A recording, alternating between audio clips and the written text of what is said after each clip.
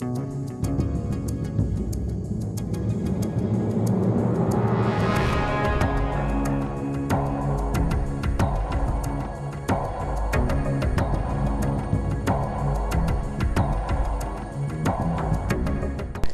and welcome to CERHI Half Hour.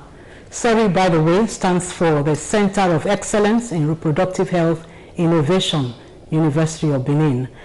CERHI Half Hour is a collaboration between the NTA and the University of Benin, and the program attempts to answer questions on issues of health, gender, family, maternal mortality and morbidity, as well as development generally.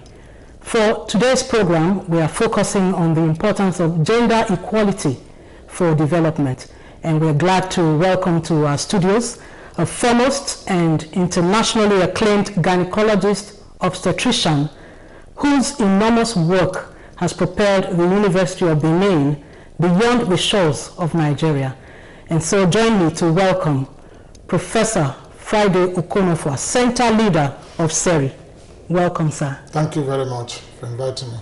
We also have in the studio, co-anchoring this program with me, another expert in the field of medicine, Dr. Wilson Imoga. Welcome, sir. Thank you, Benin. And so I'll just take the first shot by asking Professor Okonofor, CERHI, what is CERHI all about? Thank you very much. As you explained earlier on, CERHI stands for the African Center of Excellence in Reproductive Health Innovation. And that's a special program which came into being through competitive application for grant from the World Bank in 2014 to the University of Benin. And the major objectives of CERHI is to build capacity for implementing reproductive research and program in the field of reproductive health by training, doing short courses in reproductive health, master's and PhD programs in the fields of obstetrics and gynecology, reproductive health, public health, nursing, and health economics. And recently we are adding maternal and child health into that program. So CERHI is a very focused program, and our role is to train people from the West African region to enable them better understand the principles of reproductive health so that you can go more deeply into development for the region. So far, we've admitted students and trained students and actually graduated students from several African countries, including Ghana, Nigeria, Guinea, Gambia, and Malawi, and many more are currently registered under that program. Thank you, Prof. Perhaps Dr. Imoga. Okay, well, thank you very much for this program. We appreciate CERHI, particularly, and the University of Benin for collaborating with NTA for us to know about CERHI. Most times we have programs going on and we don't know anything about them. How do you recruit your students? Well, the program, like I said earlier on, is one of sub 53 programs across African countries, about 23 of them in Nigeria. And basically, even though the program is facilitated by CERHI, it is actually in a university program, so that all of the procedures for admitting students follow the same procedures that the University of Benin uses in admitting masters and PhD students. The short courses, we advertise them, and then applicants come from various parts, and they are most of the time hybrid, both face-to-face as well as internet-based online programs. So we know that admissions, the courses are being accredited by the National University Commission, for example, masters and PhD programs, as well as by several international organizations such as APIA, Agency for Public Health Education Accreditation, has, for example, accredited the programs. And therefore, it enables us to have access to students internationally, regionally, and nationally. So we use the same framework that the University of Benin uses in admitting students. It's advertised to the university websites, and then students are asked to go there to apply. So if you go to the website of CERHI now, and also the University of Benin, you will see advertisement for these programs in both of those networks, in both of those websites, and then you can apply according to how the university does it. So it's a university program, but facilitated by CERHI. All right, Prof. Whereas the Center for Reproductive Health, or whereas the issue of reproductive health is not gender biased, I know that CERHI, for example, focuses more on women. And we're talking, with regard to this program, on the importance of gender equality for development. Recently at the National Assembly, the bill on gender equality was shut down. Not even the modification of the bill to read equity and all that, was good enough for the bill to continue, the process of being passed into law. Was it gender bias that could have been responsible for what happened at the National Assembly? How do you look at what happened, sir? Thank you very much. Gender is a very important principle for CERHI, both in terms of how we recruit our staff, as well as how we receive and recruit our students. Today, about 50% of our staff are women, and as a matter of fact, more than 50% of our students are also women. We take gender very, very seriously because it is underpinning development both nationally and internationally. And therefore, apart from us being gender sensitive in the recruitment of what we do in CERHI, we also ensure that we teach our students all the principal agenda. One of the major courses that we offer in CERHI, both short master's and PhD programs, is not only gender, but integration of gender in all of the programs that we do. So, because we believe that very significantly that there's very poor understanding of what gender means within the context of our country. And today, Nigeria is doing poorly as compared to other African countries in terms of positioning gender as an essential issue of development. I can say that when we talk about gender development or gender positioning and integration, Nigeria is one of the lowest countries in sub-Saharan Africa in terms of inclusion and integration of gender into its decision-making processes. So for what happened at National Assembly, I think it's mainly because of poor understanding of what gender means for Nigeria. I think that is why it happened. But I do believe, and I'm happy, that the National Assembly is trying to reverse itself. And I think therefore that means that organizations like CERHI should do more work in educating everybody in the country about gender and gender issues and the importance of gender mainstreaming in all of the things we do. Because, it simply means if we decide not to work with women and integrate them into whatever we are doing in this country, it simply means that Nigeria is clapping with one hand. And once you are working with one hand, you can never get results. Remember that MCO Abiola talked about clapping with one hand, which is almost impossible. So if we are still women, it simply means that we are not involving all of the capable hands that we have in the country in developmental planning and implementation. And from what I sit here, I haven't lectured in university for several years. And in terms of how women perform in whatever we do, women are as good, in many instances, even better than men in some of the issues that we discuss about. So I don't think men should be afraid. And I think if we decide not to exclude women, we're actually punishing Nigeria because it means that the results of development that we expect will not be achieved anytime soon. Thank you very much, Prof. We always hear gender, gender, gender, and gender mainstreaming. Prof, for the lay public, what is gender? Yes, thank you very much. I think it's very important to understand what gender means. Gender doesn't mean man or woman. Because when you want to differentiate between man and woman, you use the word sex.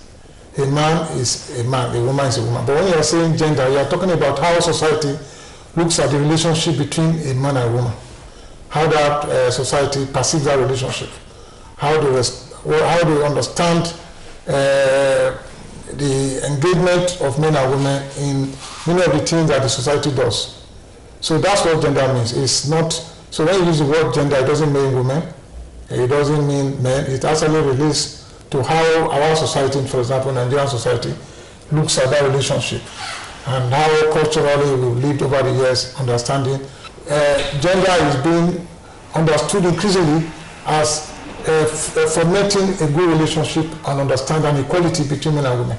Because in terms of biology, men and women are equal. Therefore, in social domain, men and women should also be treated equally, and that's what gender equality means.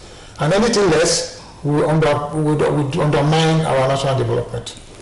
Therefore, Prof, how do we address the issue of gender bias, which you have elucidated brilliantly? What gender means, man and woman, but how do we address? Because you have given lectures, I'm aware, you have written papers, and the issue of gender bias still remains. How do we address that fundamental fact of gender, both in the family and in the development process? Thank you very much. I believe very strongly that the government has a leadership role to play in this regard. Because the truth is that when you talk about gender bias, there is often rivalry between men and women. And even between the women folk, there is rivalry between women and women.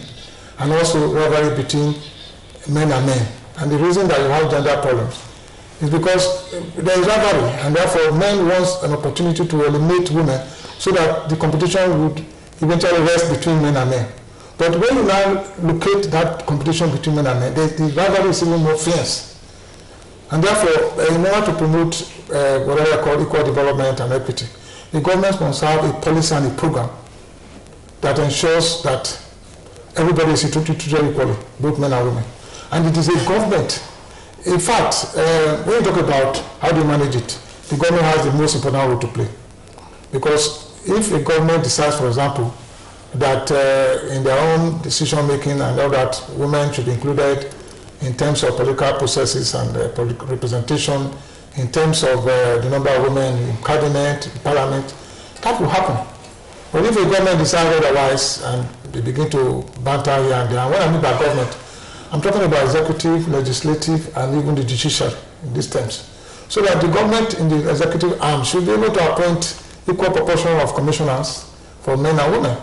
And in the parliament, the parliamentary structure should be such a way that we have equal representation, or nearly equal representation of women in parliament.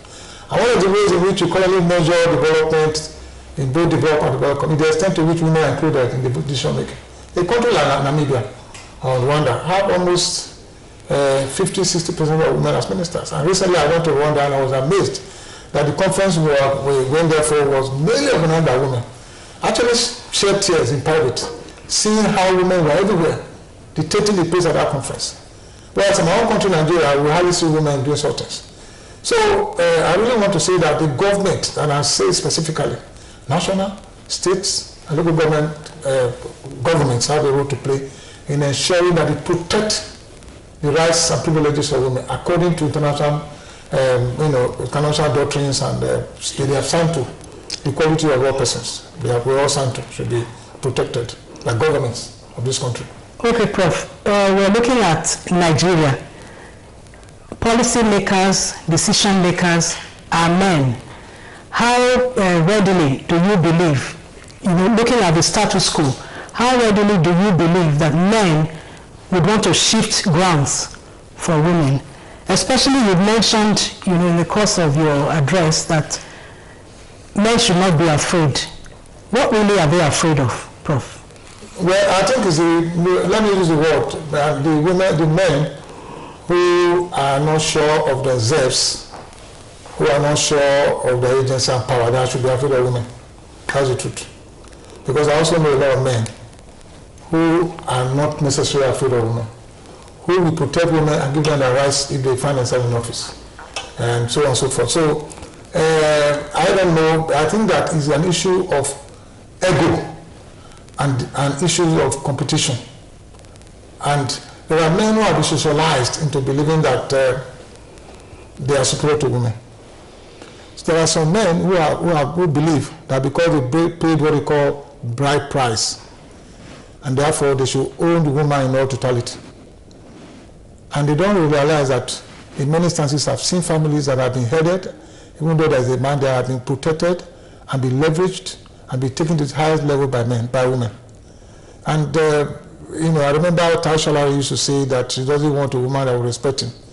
Because if you decide to have a woman that only respects you, when the crisis comes to your family, And for example, if you are arrested somewhere, you won't have somebody to protect you because the woman will remain weak, both within the household and outside the household. So for the future of that family and the future of Nigeria, you know, women are proven to be as good and as sound and as efficient as men. And I'm saying this, I haven't had several years of programming about women and religion in the area of management. I've seen this with all emphasis with my disposal. If I was, for example, had the opportunity to be in government, I will appoint women more as well as men in terms of relevant, because the issue should be merit. And there are many meritorious women just as men. And therefore, nobody should be afraid of doing the right thing for the country. Okay, Prof. Let's look at the issues of religion and culture. Very often, those are the factors that men plead to endeavor to, well, let me not say bring down women. There's the issue of religion, saying that a man and a woman can never be equal. They also plead because of the Nigerian culture, cultural values, that the woman and the man can never be equal. How do you look at that mindset? Well, fortunately, I've also tried to read the Bible, and I think that I cannot see anywhere in the Bible where such things are said in a very specific way. And I think there are people who misread and misinterpret the Bible. And I want to say with all honesty, because there are also societies in this world that respect women. And therefore, the question is, are they not reading the same Bible? Even the Muslim, the senator who shut it down at the National Assembly, said specifically that in their religion, the woman and the man can never be equal. So it's essentially all religions, Christianity. In the same place. Exactly. Yeah, but we've seen a country like Saudi Arabia that is really driven by religion. Now reverting is, in fact, they have a 10-year development plan that started in 2010. And one of the things they said is that in that plan, and I can share it with you, saying that without women being included in development in many aspects of their life, development will not be possible in Saudi Arabia. So they are changing their views, and that's a country that is very, very highly religious and is a Muslim country. Okay. So I think we should begin to open the way. We shouldn't use religion or culture as a reason to deny women their rights of equality and their rights of equity. Because if you do that, then at the end of the day, Nigeria will eventually lose. I will give examples during the course of this discussion as to how the country loses every year by not including women in development. Okay, yeah. Prof, we have discussed government including women in development at both the executive, judiciary, and in fact legislative. Now, what role do the women have in positioning themselves in such a way that they can break the glass ceiling? Because women see position there, they can aspire to, but they don't get there. What should the women do? Number one thing they should do is education. Education. Right from the primary, secondary, women have equal access. They should be given equal access to education as men. And now we talk about girl child. That's the reason why I'm talking about girl child education. And I can assure you that if a country promotes girl child education, the problem related to gender inequality and agency to do things will be eliminated. For example, from what we know from the literature, educated girls in Nigeria and women in Nigeria do as well in terms of development as those we have in England and the UK. So education is a major issue. And when I talk about education, both formal and informal education, ensuring that girls get to the highest level as boys, and I do know that when girls have equal, in fact, my class, I teach students, and I know today, as of today, that the girl children I teach are much more serious about learning, about research, about education than the boys. I say this, the emphasis at my disposal. And we've had a series of years where I've taught at the University of Benin and Bafina University and at the University of Medical Sciences, where I was vice chancellor. The women were always coming first in class. In fact, the very first class we had at the University of Medical Sciences, where I was vice chancellor, was a woman, and she's doing very well. So I really think that if you ask me a question as to how women can emancipate themselves, it's through personal education, making sure that families focus on girl child education. As a matter of fact, the World Bank estimates that when you educate a girl, you are educating a whole community, a whole population. But when you educate a boy, you may not be sure that you educate a whole community. You may just be educating the child for him to relocate to Saudi Arabia and do other things other than come to the country. So if the single recommendation, and I don't really want to make too many recommendations, it's education. Because when you educate a child, especially a girl child, then you enable that child to begin to understand the situations, begin to see the glass in it, begin to see the possibilities, and begin to relate more positively to development of this country and contribute to national development. I don't have so many examples. If you go to the Southeast, for example, there are many girls who are even doing better in school than the boys right now. And if you see anywhere I go and I see girls from the Southeast doing things, I'm usually amazed because they are really very good. And really, girl child education is what we need to change that paradigm, to make a balance shift in terms of equality with men. And women can, if you put out a contest today and say, let's look for the best person to do this and that, and you put men and women together, women will be more likely to even come out very much more successful than men. And that's my experience. All right, sir. Let's dabble briefly into the political sphere. Very often, especially for a society like Nigeria that is money-centric, so to speak, very often you find out that the women are hardly empowered financially to contest or to compete for some of these positions. We know that whether we like it or not, many of these positions are tied to money. Either you are sponsored, or you sponsor yourself, or you lobby to get whatever, and you don't lobby with empty hand.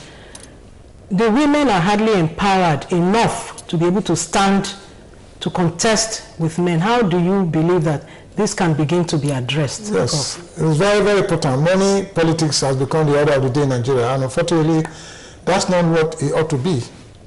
But unfortunately, we have a country which is driven by money. And then you have also forgotten the second aspect of politics in Nigeria, which is thuggery. Money and thuggery, they tend to go together, and women cannot participate in the level of thuggery that men can actually participate. I remember very clearly when somebody said, you just show a woman the nozzle of a gun, he run away from politics. Whereas men can carry guns and move from one place to the other. So quite clearly, what needs to be done is to ensure that we have a proportion of seats in parliament reserved for women. To me, and also, that is what needs to be done. We need for equity for women to get their own representation. Because as it is now, the way politics is done in this country, if we don't have that type of political proportion set out for women, I want to say that we will never have the proportion of women, Nigerian women in parliament and in political representation. We need to protect those who are weak or who are not strong enough to compete in terms of financial resources, to compete in terms of thuggery that we now practice all over the country, in political system in this country. We need to be able to protect them. And one way to do that is to make sure that, and I support women strongly when they're asking for proportion of seats. That bill, which talks about gender bill, asking for a specific number of seats for women in parliament, is one of the best and most proactive bills that I've seen this year. And I pray and pray to Almighty God to enable our people in the House of Assembly, National Assembly, to please look into that bill and make sure it is passed. In Jesus' name I pray. Amen. So, Prof, you said in the course of the program, you will tell us how the country loses by not including women in development. Perhaps yes, now is the time. The World Bank, I'm us. talking from point of view of statistics what have been published in terms of research. The World Bank in 2019 published a paper and estimated that African countries lose about $100 billion every year because of underrepresentation of women in political processes. And because of the large population, Nigeria represents about a fifth of the African population. It simply means that probably Nigeria loses between $20 to $30 billion. And if you transform that into return, that's annually in terms of what we lose. And more specifically, we are really, if you look at what's going on in the country, the high level of corruption, the difficulties we're having with all levels of, whether it be power, whether it be, whatever it is, insecurity and so on and so forth. We are simply not presenting our best for political representation and offices in this country. And I do believe that I want to give an example of my Vice Chancellor, University of Benin, and she's doing excellently well. If you have that of care woman and doing so well in the university and as Vice Chancellor correcting many of the problems we've had in that university for generations, it simply convinces me that if we put more women in positions, they will be able to be more cost-effective governance and therefore be able to produce more results in terms of economic resources for this country.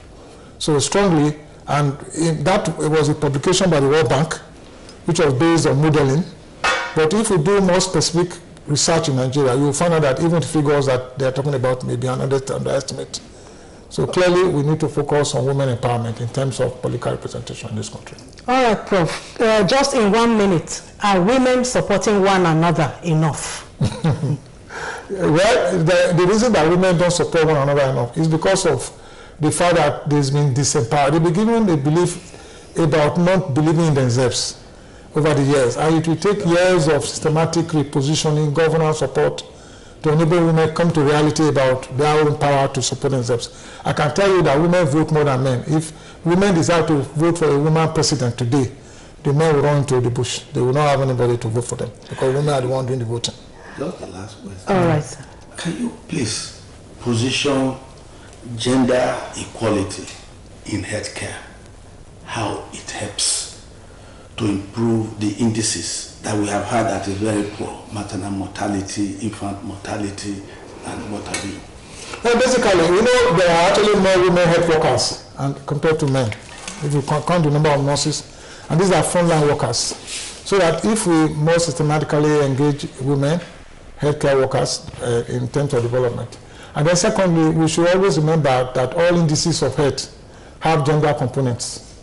And so we must always do, in terms of data aggregation, we should always disaggregate data by the sex or by gender, so that we can know how some of these diseases affect women in comparison to men, and therefore to make specific allocations to protect women. Because if we just give funds, for example, the budget is there, and we give that funds to implement health intervention, it's possible that only men and in the society would benefit, because women tend to be invisible.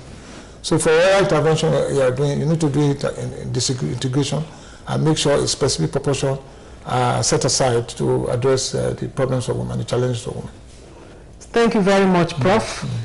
We have been on CERHI Half Hour and listening to the elucidations by no other than the internationally acclaimed gynecologist, obstetrician, center leader of the Center of Excellence in Reproductive Health Innovation, UNIBEN, Professor Friday Okonofor. Thank you, Prof, for coming to the studio. Thank you for inviting me. Thank you, Dr. Wilson Imoga, for... You're welcome. Well, I joined you, not you joining me. Thank you, sir. Former Commissioner for Health, yes. Dr. Wilson Imoga. Thank you. Exactly. Thank you very much. That has been CERHI Half Hour. Join us again for another edition.